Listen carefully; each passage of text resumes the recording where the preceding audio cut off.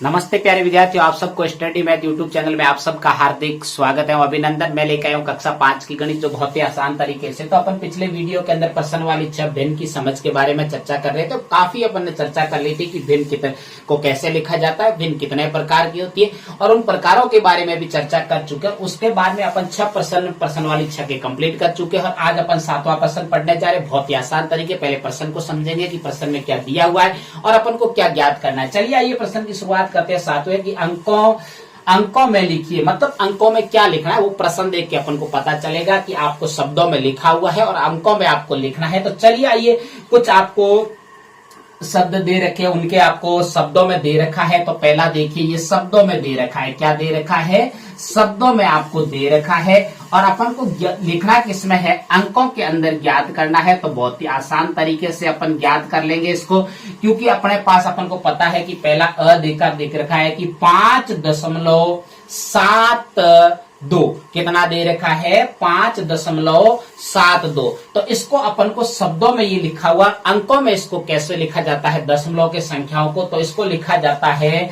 5 तो अपन भी लगाएंगे 5.72। तो अपन लगा देंगे 72, क्योंकि दशमलव के बाद की संख्या हमेशा अलग अलग बोली जाती है, न कि एक साथ में। तो इसको जब बोला जाएगा तो 5.72 ये किसमें है? अंकों में है।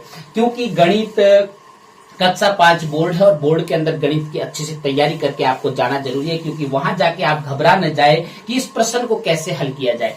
चलिए अगला अपन दूसरा ब शुरुआत करते हैं कि ब क्या दे रखा है कि 60.309। बहुत ही आसान तरीके से अपन इसको भी लिखेंगे, क्योंकि ये 60 लिखा हुआ है। तो अपन भी यहाँ पे कितना लिखेंगे? 60 लिखेंगे। कितना लिखेंगे? 60। फिर आपको इसने कहा है कि दशमलव, तो आपको दशमलव आना चाहिए कि दशमलव। मैंने पहले भी इसकी परिभाषा सामान्य जब जानकारी में आपको दी थी, उस समय मैंने आपको दिखाया बताया था कि दशमलव जो पेन की नोक से बनी आकृति को क्या कहा जाता है? हमेशा दशमलव कहा जाता है। तो ये दशमलव, उसके बाद में लिखा हुआ है 3।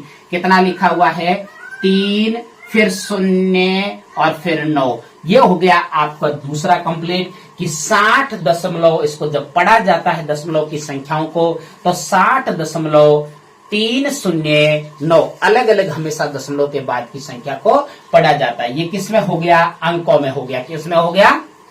अंकों में हो गया ये। अब देखो इसके बाद में अगला स देखिए, स क्या है कि 0.08। कितना लिखा हुआ है? 0.08। तो अपन भी इसको लिख लेंगे कि 0 कितना लिखेंगे? 0.08। तो अपन को 0 लिखना है और फिर 8 लगाना है। तो ये बन गया अंकों के अंदर। ये दे रखा है शब्दों में कि 0.08। तो अपन ने भी लिख दिया 0.08। क्योंकि गणित से कभी डरना नहीं चाहिए। गणित बहुत आसान है, इसको समझना पड़ता है। जिस बच्चे को आसानी से समझ में आ जाती है तो उसको कोई दिक्कत नहीं आती है। कभी भी गणित को कभी रटा नहीं जाता। इसको जितना हो सके उतना बार बार देखो, बार बार समझने का प्रयास करो, तभी गणित से डर दूर होगा। चलिए आइए अगला अपन द को शुरुआत करते हैं बहुत ही आसान तरीके से। लास्ट आज अपने 7वें प्रश्न का द क्या लिखा हुआ है कि 905.007। बहुत ही आसान तरीके से है कि 905। अपन को ये पता होना चाहिए इकाई दाई कि 905 लिखा कैसे जाता है। तो ये लिखा जाता है 905। ये हो गया। देखो, इकाई दाई सैकड़ा। सैकड़ा का मतलब क्या होता है? सैकड़ा का मतलब हमेशा 100 होता है। तो 905 फिर उन्होंने लिखा 007। तो इसको 007 लिखा जाएगा। कितना लिखा जाएगा? 007। तो ये हो गया 7वां प्रश्न कंप्लीट। मुझे उम्मीद है कि आपको बहुत ही अच्छे से समझ में आया। अगर मेरे पढ़ाने का तरीका अच्छा लगे तो मेरे चैनल को सब्सक्राइब करना और आगे अपने प्यारे प्यारे दोस्तों को शेयर करते रहना। तब तक मेरे स्टडी मैथ यूट्यूब चैनल पर बने रहे। नमस्ते।